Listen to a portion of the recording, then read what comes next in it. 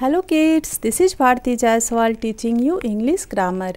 English grammar में हमने tense पढ़ना स्टार्ट किया था, जिसमें हमने देखा था टेंस के 3 फॉर्म होते हैं, present tense, past tense and future tense. फिर हमने देखा simple present tense. Simple present tense में आपने कुछ सिंपल सेंटेंसेस देखे, फिर नेगेटिव सेंटेंसेस किए और आज हम करेंगे interrogative sentences. You know that interrogative sentences ask questions. Means question के इंट्रोगेटिव सेंटेंस के लास्ट में क्वेश्चन मार्क होंगे, जो हमें जिससे हमें पता चलेगा कि this is an interrogative sentence और questions. So let's start interrogative sentences in the simple present tense. But before starting this I want to share with you that आपने नेगेटिव सेंटेंस कर रखे हैं, तो हम इन सारे एग्जाम्पल में नेगेटिव सेंटेंस और इंट्रोगेटिव सेंटेंस दोनों साथ साथ कर लेंगे। Clear? So let's start interrogative sentence and negative sentence in the simple present tense. So first one is Mala loves music. Here Mala is the subject and this is third person singular noun. Therefore S is added to the main verb love. Now if I convert it into negative sentence, I will write here Mala does not love music. Means does के साथ आपको original form of the verb put करना है. तो Mala does not love music. Again, if I want to convert it into an interrogative sentence, I will write here does Mala love music and question mark. Means आपको does आगे रखना है, फिर subject and then original form of the verb and rest part of the sentence, and at the end we must put a question mark. So the sentence will be does Mala love music? Question mark. Next is she goes for music classes once in a week. She is the subject and this is third person singular pronoun.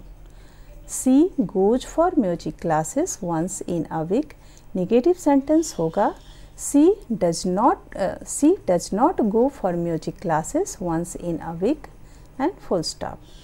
If I convert it into an interrogative sentence, I will write here does she go for music classes once in a week? Question mark. Next one is she plays the piano once a week. Negative sentence she does not play the piano once a week. Since she is the subject and this is third person singular pronoun, therefore S is added to the main verb. In negative sentence we will put does not and and original form of the verb. Means यहाँ sentence हो जाएगा she does not play the piano once a week. और अगर आप interrogative sentence बनाओगे does she play the piano once a week and question mark. Next is she is a sincere learner.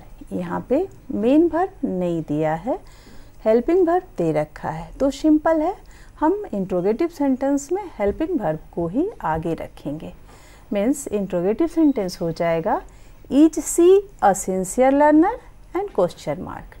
But if I convert it into a negative sentence we will write here she is not a sincere learner. Simple, very simple. She is not a sincere learner. Clear है? Now next is she practices every day for an hour. She is third person singular pronoun. तो आपको लिखना है she does not practice every day for an hour. And interrogative sentence में हो जाएगा does she practice every day for an hour and question mark. बस आपको ये ध्यान रखना है कि दोनों ही केस में हमें original form of the verb use करने हैं और अकॉर्डिंग टू सब्जेक्ट हमें डू और डज का यूज करना है. फिर अगर नेगेटिव सेंटेंस है then you will put at the end full stop, and if it's a negative interrogative sentence we have to put question mark at the end of the sentence. Now clear? आपने अच्छे से समझ लिया negative sentence, interrogative sentence and simple sentence in simple present tense. So that's all for simple present tense.